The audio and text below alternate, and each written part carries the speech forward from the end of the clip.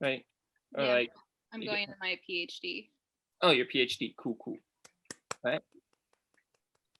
So I guess if you two could introduce yourselves then, and then we can get started on like, more about your careers and your experiences so far in getting PhDs or working.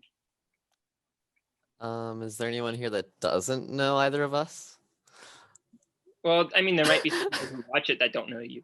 Okay, that's fair. Posting this on Canvas. Well, I guess I'll go first. My name's Cameron. I graduated during COVID. I'm going for my master's right now in geology and geography, doing research on drones and stuff. And that's exactly how I'm going to describe it. All right. And Mackenzie, if you could introduce yourself. Yeah. So I'm Mackenzie. I will be graduating this spring, and I will be going into a PhD program at the University of Virginia, studying Arctic natural built systems and infrastructure with climate change modeling. And our study site will be in Alaska. And yeah, so I'm kind of just finishing up my degree now, and my PhD program has technically already started.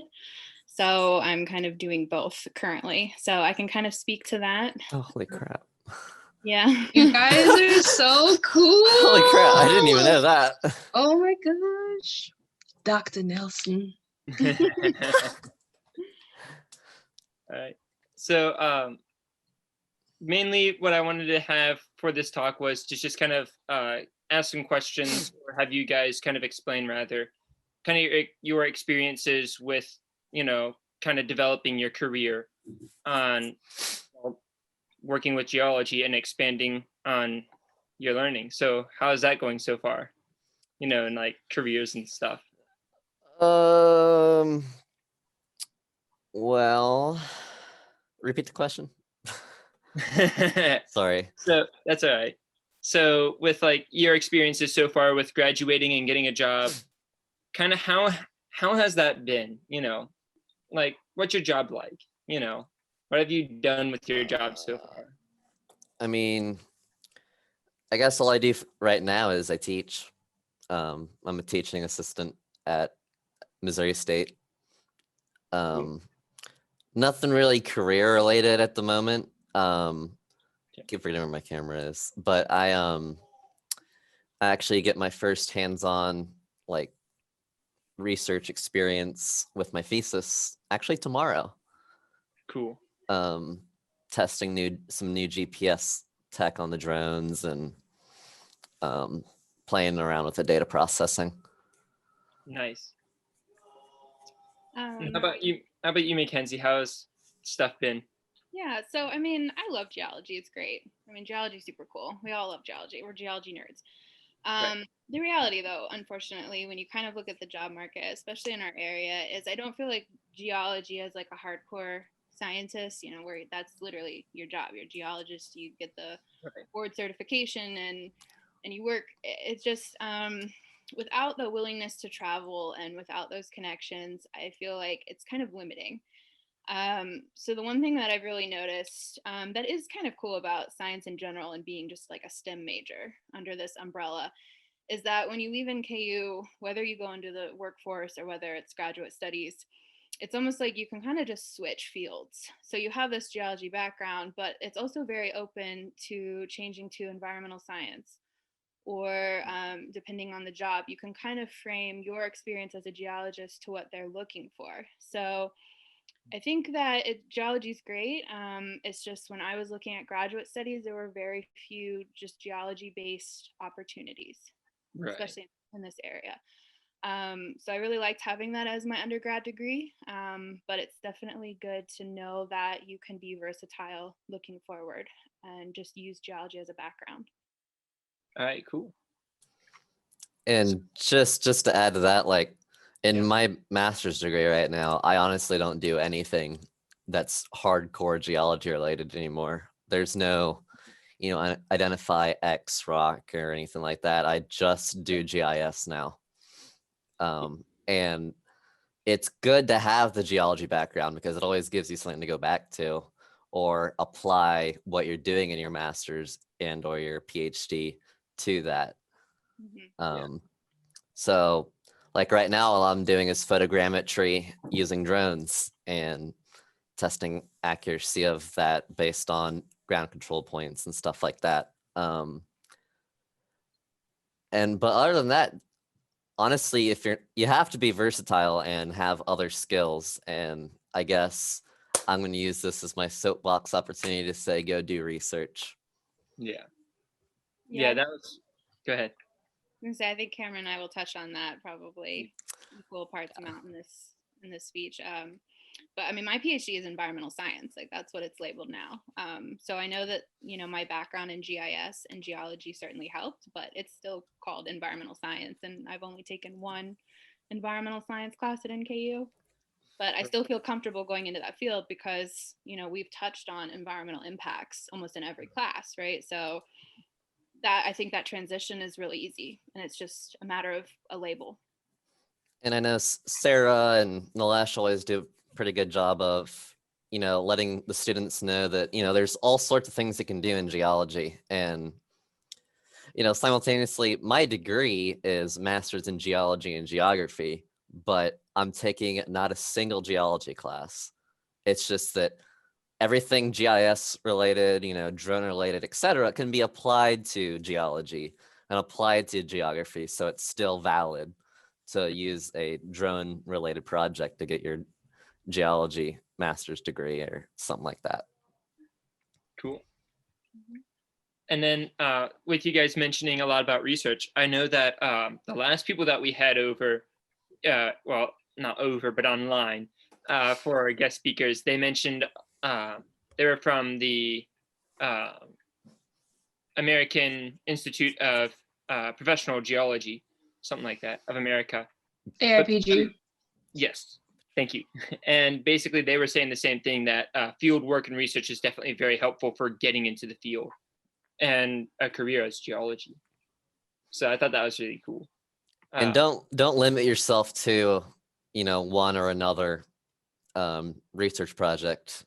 I know a lot of you probably knew I did like 2 or 3 research projects while I was at NKU, and they were all mostly different from one another. Don't find a favorite and get comfortable with that favorite kind of topic in your undergrad. For research projects in undergrad, I would encourage at least to branch out and try different things. Even if you don't think you're going to be good at it, just try it. Because if you like it, even if you're not good at it, liking it is going to be, most of the time is enough of a drive to get good at it. It just might take you longer, but you'll get good at it eventually. And as long as it helps you get where you want to go, that's what's important. Cool. And just to kind of expand on that, I think NKU, one of the advantages there is, it's a small institution and we work closely with our professors. Everybody knows us. So it also kind of opens up this potential for creating your own research, which is really easy to do. If you kind of have a broad idea of what you want to do next, you can tailor a research project very easily to kind of expand your resume and to try different methodologies in the field. That money is out there. I mean, I started the cave photogrammetry research and I got my own funding. And I asked Sarah to be my mentor. And it was just that. And so not only was I able to put just that on my resume, but I was also able to say, I created that research. I went out, I took the steps, and you're basically showing them that initiative. And that's a whole other, character building thing to kind of have on your resume that will set you apart. Yep. Okay. So then about the stuff that you're doing right now, like Cameron, I know that you went to an entirely new university to be a TA and stuff like that. And McKenzie, you're going to be doing the same thing for your master's degree. Sure. These new locations, how did you find out about them? How did you hear about them? I found out about Missouri State through a Nilesh Canvas announcement, to be honest with you. same. The one from last January. where he mentioned all the different research opportunities that are available at MSU, and I was like, I don't know anything about the university, but I don't want to focus on where the university is, even though I'd love to be at Colorado or something. But I looked at the research topics, and they all fit my interests, so I went from there, and I guess I got here. Nice. Yeah, same. Nilesh posted this one for Virginia, and they gave actually 2 start dates. The project started in January, but they were willing to accept applicants to start as late as June. And I remember I even went to Nilesh and I was like, is it even worth applying at this point? Because they're probably looking for somebody to start in January. And obviously, like, I wouldn't be, graduated at that point. And he, told me just to go ahead and try it and apply and see what happens. And if they want you, they'll wait. And that ended up working out, honestly. So I wouldn't really be deterred too much by start dates or some of the way they word things in the announcement, because a lot of that can be changed. And if they want you and they're excited about you as an applicant, like they will figure that out on their end. But also, just to kind of expand upon that too, I've really learned the importance of memberships and attending conferences. I attended a small little, it was like a Kentucky View at a Morehead State conference on geology and karst research. And just in that conference, I was really impressed by one presenter, and I just chatted like in Zoom. And I was just like, hey, your work is really interesting. Like, do you know anybody who is looking for a grad student? And so I actually got an informal offer to attend WKU just from attending a conference and reaching out. So I would recommend that as well. Yeah, I would. You'll find that I will probably be seconding pretty much everything Kenzie says in this. Definitely attend conferences. That was my favorite thing about working with Sarah and Nilesh at NKU was they always pushed me to go to conferences and stuff. And I don't know that I would be where I am right now if I hadn't done that, because just having attended a conference is extremely good to have on your resume, especially for going for a graduate work. And I don't remember where else I was going to go with that, but that's the biggest thing. Network. I know it's hard.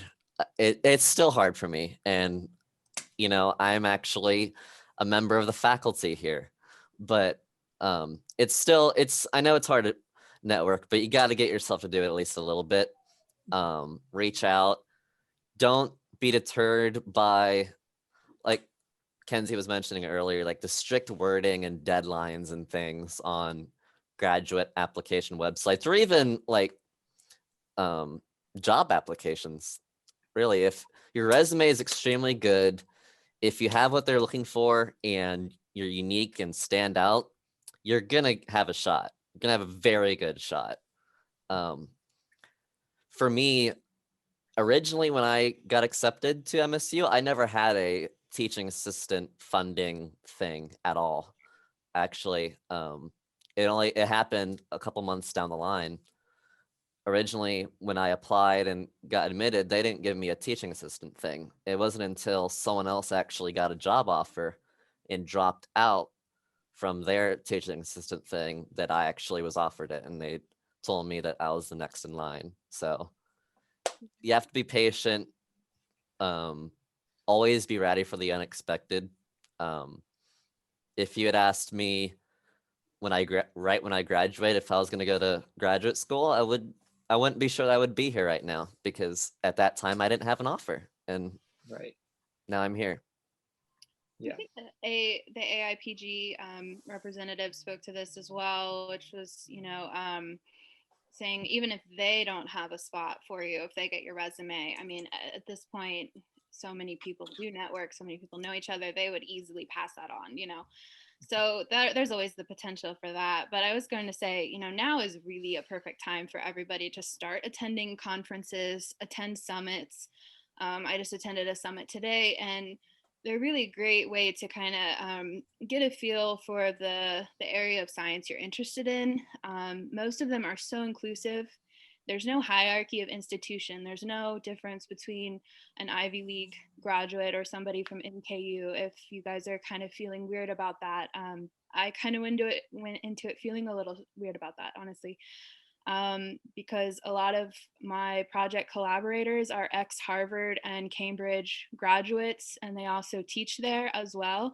And so obviously coming from NKU, that was a little intimidating at first. But the one thing I've noticed about the science community is the inclusivity.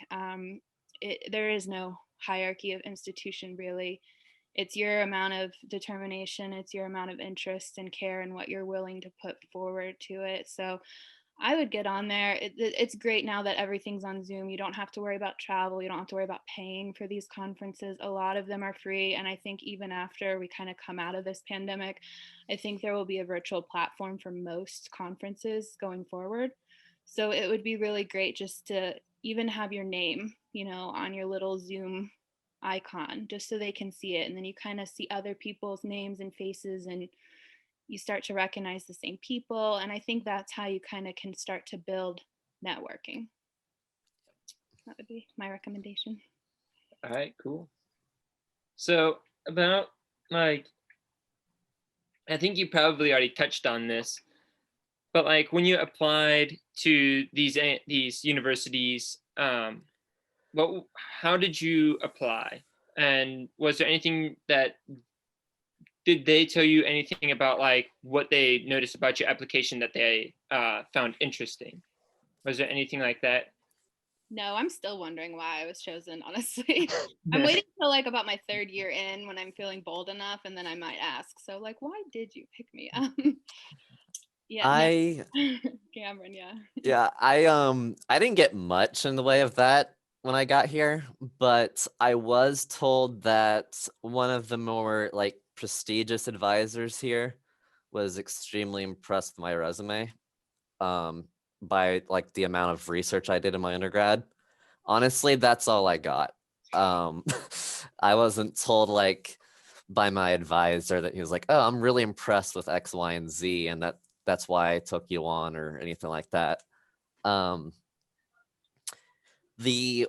I guess one thing I do want to say though is that while they may not tell you, we hired you because X, Y, and Z, or maybe they won't even tell you if you ask. I'm not really sure. I'm not bold enough sometimes, but advisors will tell you in graduate school very good feedback on any draft you have. Mine actually went and told me that he was extremely impressed and thought my writing was ahead of most people in my program, which was pretty surprising for me. But where the hell is I going with that?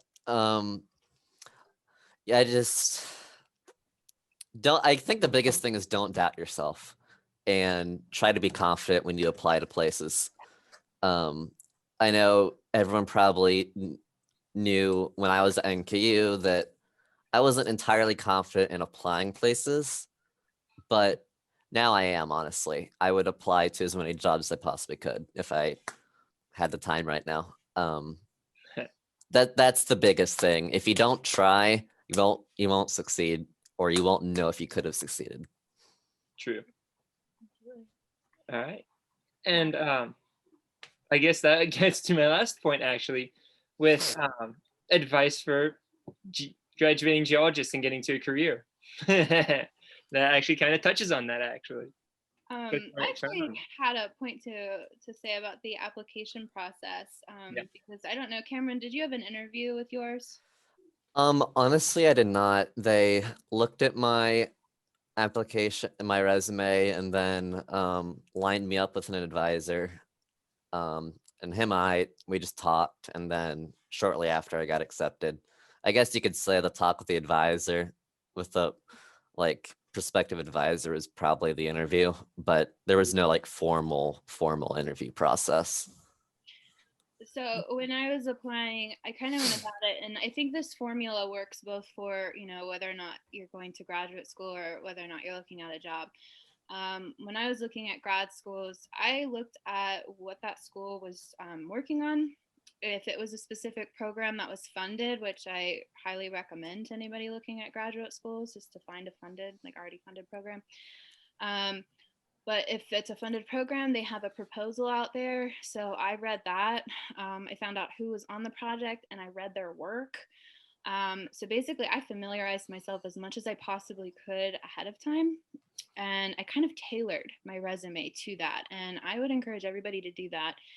And also, I find that, when we're leaving high school and stuff, everybody wants to know, what do you want to be when you grow up? And I feel like we all kind of get shoved into this very tiny specialized box, right? And you pick a very specific major or a very specific interest within that field, and I just don't think that's necessary on a resume or in an interview, grad school or job, either or. I think showing diversity, I think showing you have hobbies and other interests and anything that you can kind of do to set yourself apart is huge. And in my interview, I will also encourage you guys, this was Nilesh's idea, and I honestly think it is one of the biggest reasons why I got the position I got, was I went ahead and made a research plan. And I took what I knew and what I had looked at with the project, and I kind of said, okay, here's where my experience lines up with what you're looking for and what you're doing. And I went ahead and addressed any gaps. So anything I didn't have experience in, I went ahead and noted that. And then I said, here's how I will work to overcome that. And what I will do, even on my own time or as quickly as you need me to do it, learn that. And so automatically anything, because they're going to see those gaps, right? They're going to see what you're missing in your resume. And you may not know it, but if you're going ahead and addressing that, I think that's a really positive first step, and that really shows your commitment. So I would encourage you guys to do that as well. That's a good point. That's a good point, because it shows the proactiveness that you have for willing to develop your career in ways that you hadn't before. Yeah. So that's definitely a good point. I'm pretty much just going to say I second all of that.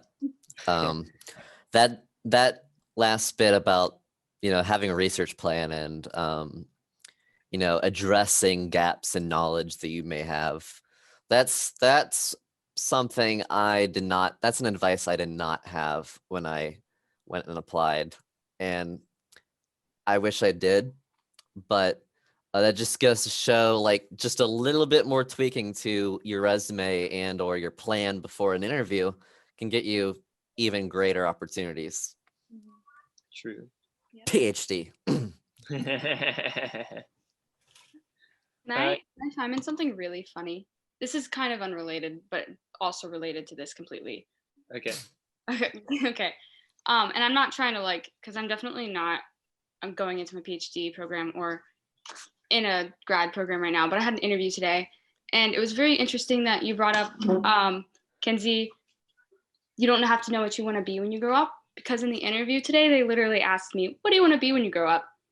Really? And, yeah, it was for TerraCon too, and I was like, oh, and I think it was kind of like a joke, but I think like what they were implying are like, what are your career goals or your career plans? But they literally said, what do you want to be when you grow up? And I mean, it was funny, but yeah, just an interesting little thing I heard today. So Yeah. in that interview. Like, I have I already graduated. I've already grown up, man. That kind of reminded me of one other thing I wanted to mention was that, I'm in a master's program right now it's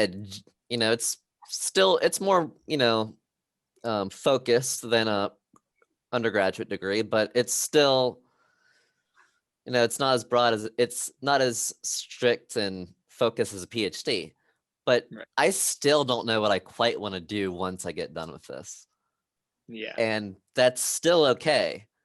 I might go for a PhD after. I'm not sure, or I might go straight to the workforce. But everyone asks you, what do you want to do with the degree? What do you want to do when you blah blah blah? And it's okay to not know. It's completely okay to not know, and just keep yourself open to opportunities. It's don't be strict. You know, I I did a lot of research with using LiDAR and stuff, and now I'm with drones and photogrammetry and all of that. I just found a different interest and I went with that. If you find an opportunity and you get offered it, it's honestly better to take it than to not take it. And I think that's a lot more important for employment wise than like graduate program wise. If you get offered a job and it's not quite what you want to do for the rest of your life, that's okay. It's better to have some experience in a position that involves your degree but isn't quite what you want to do rather than no experience at all.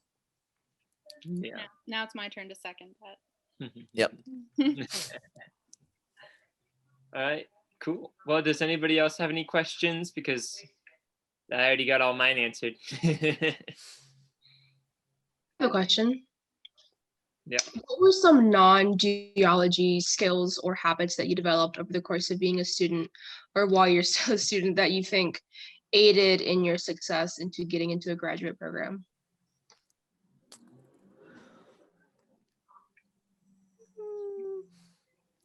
You can go first, Kenzie. I mean, I would say as a student, I mean, I had to work, so I kind of had that on my resume, which shows, obviously a few skills, time management, that sort of thing, and all kind of boring, really. But I don't know. I've always been that kind of person that is interested in art and reading, so I have like a really broad interest in anthropology. So I mean, I actually touched on that stuff in my interview. Because I consider those skills that not everybody has, right? And interests that not everybody has. And it just so happened to kind of line up with my project. There's an anthropology aspect because we're dealing with like local communities up there. Yeah. But I would say just kind of keep true to who you are, honestly, because anytime you're doing something you love, that's really easy to talk about. And if it comes up in the right time and in the right place in an interview or something like that, it's going to be one of those moments in the interview where you're not panicking, right? You're just talking about something you love. So I would continue to pursue those hobbies and those interests and just kind of keep that in your back pocket to talk about. I don't know if that really so much answers your question or not, but No, it does. It answers it very well, actually. okay. I would pretty much have said along the lines of the same thing. I think the biggest one that I'm still learning, but it's getting easier is definitely the boring topic of time management. Everyone knows I procrastinate a lot without failure. And the further I get into my program, the more, I realize, if I can still get through it now. I can still procrastinate and successfully put something out now, but it's not always going to be that way. And the sooner you learn that, honestly, the better. I could have saved myself so many sleepless nights last semester if I had just been better at time management and not been such a procrastinator. I know it's hard, but I feel that. setting up a calendar and trying to stick to that calendar as best as you can. I still fail at it sometimes, but it helps a lot to be able to look at a calendar and see, I need to do this today, or I need to do this another day and stuff like that. Yeah. And there's also good to keep in mind on the flip side of the coin with that. If you're not procrastinating, you are managing your time well. I definitely indulged, especially with the pandemic. I mean, all the stress that's surrounding that, but I definitely indulged in like mental health breaks, right? Like that's so necessary to take that. Sometimes it's just, you gotta, really weigh the pros and cons there. But I would say take those moments for yourself when you can. I mean, that's I think so key to like long-term success. I don't want to say like procrastinate, but if let's say you have an assignment and you've got 2 days to do it, and the first day you have to do it, your mood's not there. You're not in a great mood. If taking a break and taking an entire day off to tend to your mental health is what you need to do it. 100% do it. Nothing is more important than your mental health, not even a degree. I mean, a degree is important, don't get me wrong, but you have to make sure you're doing okay. And it's a judgment call, honestly. And sometimes, I kind of wish I didn't take the mental health breaks, but at the end of the week, I'm actually glad I took the mental health break. And it's important to, you know, stay on it. I know last semester I had the opportunity to raise my grade in the class. It wasn't a terrible grade. I still had a B, but I had the opportunity to make some revisions on a big paper, and I still had a B on that paper. And instead of doing the revisions and being the perfectionist that I sometimes am, I just passed up the opportunity to do the revision just to, tend to my mental health and stuff like that. It depends on how important the grade is to you, but making those judgment calls is very important in graduate school. I know it's a bit stricter in, the job market, but it's just something to keep in mind. Okay. Yeah, it's just about moderation. I mean, that's all you can really do. And it's such a lifelong pursuit to get the right balance of things, But I did learn the hard way in my undergrad. I was taking 21 credit hours and working full time. And I did that for, a couple years. And then I was like just completely burnt out. So, I had to, like I said, learn that the hard way. And now I understand really the importance of that moderation and taking breaks. So I encourage you guys to kind of keep doing that. Work-life balance is probably the number one thing I learned in grad school. Yeah. How early did you start the process of searching for and more so applying for these programs while you were in undergrad, or while you are? I'm not a great example. No, you're not. Yeah, I started, you really should start. I mean, honestly, I'd encourage you to start now. At the latest, start in August or September. Don't wait until January or February like I did. Of your senior year? Yes, of Yeah. your senior year. I waited until January, until the very last minute to apply to UK, and I never heard back from UK. Well, that's UK. Yeah, I don't really care about that at this point. But, this kind of comes back to the deadline thing. Deadlines are important in a way because, some opportunities will pop up earlier in the process than later in the process. And if you get to those opportunities earlier, you can beat your competition to those opportunities. But at the same time, it's also worth noting that you can still get opportunities if you are a procrastinator like I am. I applied for not only the program itself, but also the graduate assistantship well past the deadline. I mean, I applied for the graduate assistantship to give me the teaching assistant thing a month past the deadline. They still encouraged me to apply. If your resume is good and you've got the right graduate director, advisor, and stuff like that, they'll still encourage you to apply and you could still get a position. Like I got mine in May, at the end of May, actually. So in terms of when should you start, follow Kenzie. Don't follow me. But just know that if life happens, there's still a way to get through it. Yeah. We're in San Francisco at AGU, and he's researching schools and applying. And honestly, if I had waited till when you started, I would have been panicking. I started in September. Was when I started a senior year. And at that point, I had already kind of narrowed down where I thought I could go to school. And it wasn't even just programs of interest, it was like cost of living. I did get a stipend with my PhD. It's a good stipend, honestly, but the cost of living in Virginia is much higher than here. And that's something I thought would be covered under the stipend, and it's not. So cost of living is a big thing to go ahead and research, go ahead and start narrowing down, get your, your top 5 or whatever you feel comfortable with. But I would start in September for sure. 100%. Mm-hmm. I didn't even visit the campus until the first day of class. Don't copy me on that one. Definitely research the area you're going to. For example, I didn't know Springfield's top 10 most violent cities in America until I moved here. Just, pleasant things like that are things you can discover. Mm-hmm. Good tip. Yeah. That's a really good tip is research not only the university, not only the programs, make sure it's funded. Thankfully, my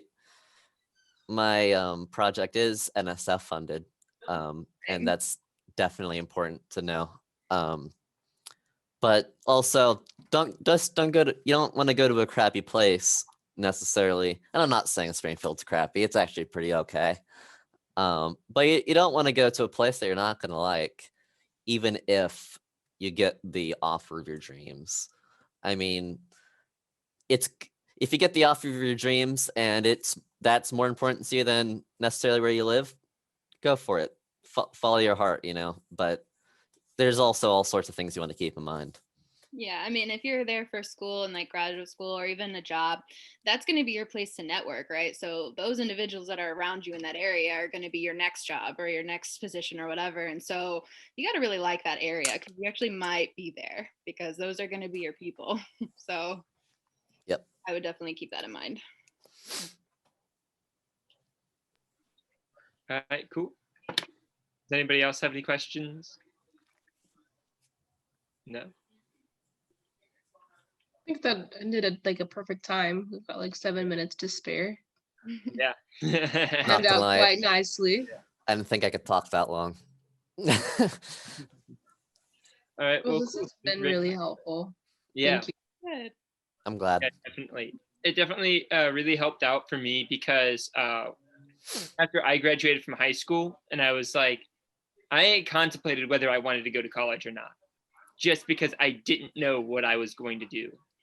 And my family supported me. They said, hey, remember your sisters took some classes in like general requirements. They did the dangerous earth course, which went into like geologic hazards. That's something you might be interested in. Try that out. So that's what got me into my career of geology. It was a class that one of my siblings took that my family thought I might enjoy. And I went to college and now I'm a junior, and I'm just happy I have a major in something, something that I can enjoy, something that I can, I know that I'll be working outside, or at least for some portion of my career of 50 years or so, I'll be able to do something that I enjoy. And that's something that's definitely important. And then, of course, like you both mentioned, applications and getting your name out there by participating in like research projects, applying for internships and part-time jobs, and doing stuff like that to help boost your resume is definitely something important too. So yeah, thank you very much. No problem. And I want to just leave like with one little tip for you guys, if you don't mind. I know we all kind of chose NKU for our own mundane reasons, right? It was close to home or financially feasible or whatever the reason was. But I will say NKU is such a good opportunity to do research and to add that to your resume. And even if you don't go down the research path and don't go to graduate school, I mean, just the faculty there, the fact that you can like walk into their door and ask questions. I mean, as soon as I heard my project had anything to do with like aquatic sensing, I went to Navanthi, right? She's new, but she helped me, and Nilesh helped, and Sarah. And so those resources are there. So I really encourage you guys to just talk to them and just keep that going. And utilize NKU because it really can get you somewhere. Like I promise. Yeah. I second all of that. Yeah. And then also there's the room 125 on the first floor on the ground level. There's that room that has all the geophysics equipment and stuff, which is really cool that the department allows us, permissions you know, signing waivers and stuff, but still access to those devices to be able to utilize them to get an understanding about how they work. So that's another thing too, another opportunity. I honestly didn't know it was still accessible, but that's Yeah. good to hear. And I guess that brings you one final little thing is, I know it might sound silly, but if you learn how to do GPR, if you learn how to do electrical resistivity or any of these other fancy geophysical things, put it on your resume that you've done it. Just do it. It looks so good for graduate programs. I'm not even joking. All right, cool. Keep that A in lot mind. of graduate programs don't really expect that an undergrad would have used all of those. All right, cool. Well, I know that I did some of those geophysics surveys in one of my geology classes, so I got some stuff for that. So that'll work. Good. Thanks, guys. Yeah, thank you very much for taking some time to explain to us your experiences so far with, you know, post 2020 world and just developing your careers and stuff. Like, it's nice to know that it's while it is difficult, it's not impossible, and that those opportunities are still there and still accessible and still available. That's nice to know. They do a good job of making it seem like it's a lot higher on the pedestal than it actually is. Let me put it that way.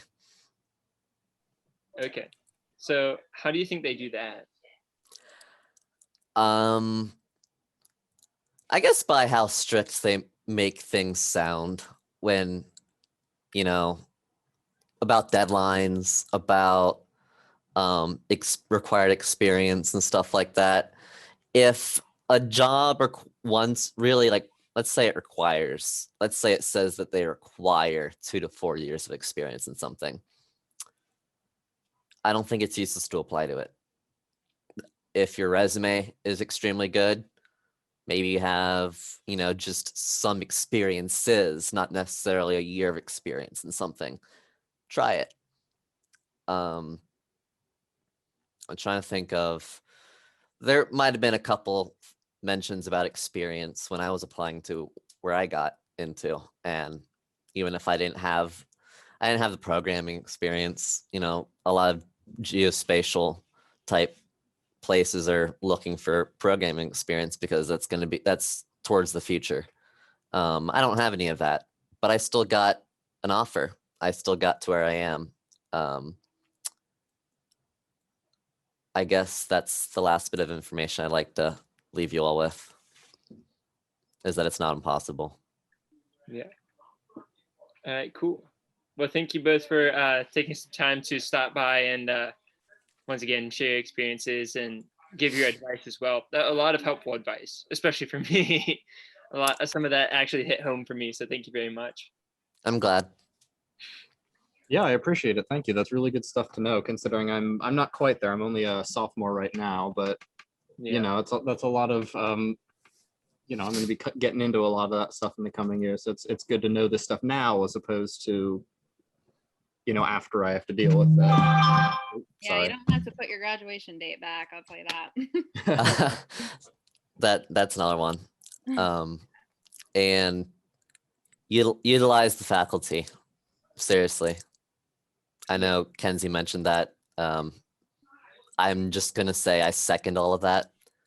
But seriously, Yeah. they're really good resources. Yeah.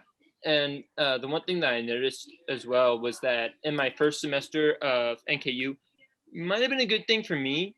I did not do anything like research wise or projects wise outside of my classes. The only thing I focused on my first semester was my classes, which I think was a good thing. But personally, if I could give my first semester self-advice, I probably would have said do research projects, because the faculty is very helpful about getting you acquainted with the topic that you're going to be studying and working with. So there's no worry about, oh, I don't know what I'm doing, or, oh, it's more complicated than I'm able to. Like, the faculty will help you out with understanding the content and material. So that's something that I definitely found helpful for advice, you know. Yep. absolutely. Well, looks like Everybody's signing out, so everyone's signing out. Yeah, I gotta everybody's, go. everybody's peacing out, and we probably got to go too. So once again, thank you, and I will see you all around, I guess. Yep, I'll see you around. See Bye, ya. everybody. Bye. Have a good one. See ya.